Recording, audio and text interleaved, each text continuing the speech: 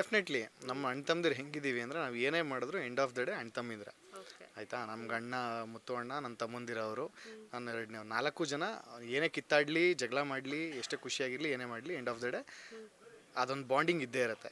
ನಾನು ಮದುವೆ ಬಂದರೂ ಅಣ್ಣ ಒಪ್ಕೊಂಡು ಬಿಗಿನಿಂಗ್ ಎಲ್ಲರೂ ಭಯ ಇದ್ದೇ ಇರುತ್ತೆ, ಒಂದು ಸ್ವಲ್ಪ ಟೆನ್ಷನ್ ಆಗೈತೆ ಏನು ಮಾಡ್ಕೊಂಡೆ ಅಂತ. ಅದಾದಮೇಲೆ ಎಲ್ಲ ಸರಿ ಹೋಗ್ತೀವಿ. ಇನ್ನು ನನ್ನ ತಮ್ಮ ಮದುವೆ ಆಗಿ ಬಂದರೂ ನಾವು ಹಂಗೆ ಎರಡು ಸಲ ನಾನು ತಲೆ ಸುತ್ತ ಬೀಳ್ತೀನಿ. ಅದಾದಮೇಲೆ ನಾನು ಒಪ್ಕೊಳ್ಳೇಬೇಕಾಗತ್ತಲ್ಲ, ಒಪ್ಕೋತೀನಿ. ನಮ್ಗೆ ಇನ್ನೊಂದು ಡೌಟ್ ಇದೆ, ಏನು ಪೇಮೆಂಟ್ ಇರುತ್ತೆ ನಿಮಗೆ ಅಂತ? ಅದೆಲ್ಲ ಹೇಳಲ್ಲ.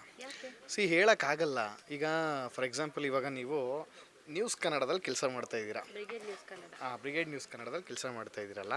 ಸೊ ಇದು ಬಿಟ್ಟು ನೀವು ಬೇರೆ ಇನ್ನೊಂದು ಚಾನಲ್ಗೆ ಹೋದರೆ ಇದೇ ಪೇಮೆಂಟ್ ನೀವು ತೊಗೋತೀರಾ, ಜಾಸ್ತಿ ತೊಗೋತೀರಾ? ಡೆಫಿನೆಟ್ಲಿ ನಾವು ಬಿಟ್ಟು ಹೋದ್ರೆ ನೆಕ್ಸ್ಟ್ ಅದಕ್ಕಾದ್ರೂ ಹೋಗ್ತೀವಿ ಅಂತ ಹೇಳಿದ್ರೆ ಜಾಸ್ತಿ ತೊಗೊತೀವಿ, ಕಮ್ಮಿ ಅಂತ ತೊಗೊಳಲ್ಲ. ಸೇಮ್ ಹಾಗೇನೆ ಆರ್ಟಿಸ್ಟ್ಗಳು ಹೆಂಗಂದ್ರೆ ಲಕ್ಷ್ಮೀ ನಿವಾಸದಲ್ಲಿ ಎಷ್ಟಿತ್ತು ಅಂತ ಅದೇ ಹೇಳೋಕ್ಕಾಗಲ್ಲ. ನಾನು ಅದನ್ನ ಬಿಗಿನಿಂಗ್ ಹೇಳ್ಬೋದು, 100 ರೂಪಾಯಿ ಕೆಲಸ ಮಾಡಿದ್ದೀನಿ ಆಯಿತಾ, ಇವಾಗಿಂದ ಹೇಳಲ್ಲ.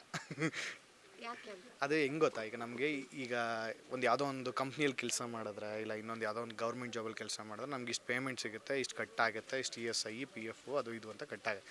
ನಮ್ಗೆ ಹಂಗಲ್ಲ.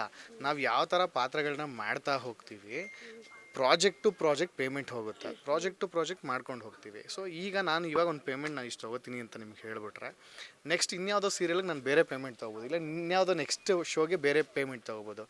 ಸೊ ಹಾಗಾಗಿ ಇಷ್ಟೇ ಅನ್ನೋದು ಫಿಕ್ಸ್ ಇಲ್ಲ.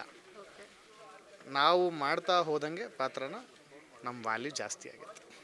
ನಿಮ್ಮ ವ್ಯಾಲ್ಯೂ ಜಾಸ್ತಿ ಆಗಿದ್ದಕ್ಕೇನೆ ಎಲ್ಲರೂ ಕ್ವಶನ್ ಆಗಿದೆ ಏನು ಪೇಮೆಂಟ್ ಇರ್ಬೋದು ಅಂತ. ಅದಕ್ಕೋಸ್ಕರ ನಾವು ಕೇಳಿದ್ದು, ನಮಗೆ ಬಂದಿದ್ದ ಕ್ವಶನ್ ನಾವು ಕೇಳ್ತಾ ಇಲ್ಲ, ಎಲ್ಲರದ್ದು ಏನು ಕ್ವಶನ್ ಇರುತ್ತೆ ಆ ಕ್ವಶನ್ ರೇಸ್ ಮಾಡ್ತೀವಿ ಅಷ್ಟೇ. ಅದು ಹೇಳಿದ್ರೆ ತಪ್ಪಾಗುತ್ತದು, ಅದು ಹಾಗೆ ಏನೋ ಅದು ಸರಿ ಅನಿಸ್ತಿಲ್ಲ. ಇನ್ನಷ್ಟು ಹೆಚ್ಚಿನ ಮಾಹಿತಿಗಾಗಿ ಫಾಲೋ ಮಾಡಿ ಬ್ರಿಗೇಡ್ ನ್ಯೂಸ್ ಕನ್ನಡ.